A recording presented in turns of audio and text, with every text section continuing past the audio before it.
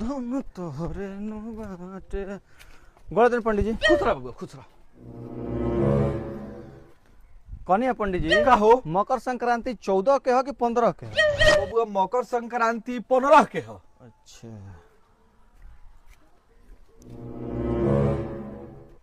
कौन पंडित जी का हो? कि चूड़ा दही नहा के खाइल उचित हो कि बिना नहलो आदमी खा सकता है? ये बबुआ चूड़ा दही तो बिना नहइले ना खाए के चाहिए, ठीक बानू। बाकी अगर घर में केहू के तबियत खराब बा तो जलो छिरी के खा सकता, कोनो बात नहीं के जा।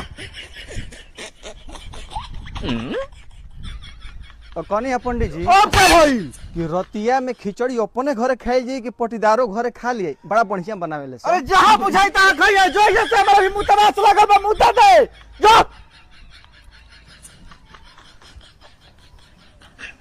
कौन पंडित जी अब का भइल? कि फुआवा के यहाँ अगर हाथ सके ठोके तो खिचड़ी भेजल जरूरी बा कि नहीं भेजल पर काम चल जाई? बात चल हमें जब मुंह के गुनाह कर दिहनी, हम ये के घरों के बतावा के फुआ के भेजल जरूरी बा कि नहीं के जरूरी है, के खाली पता कोला के पड़ी साला हमरा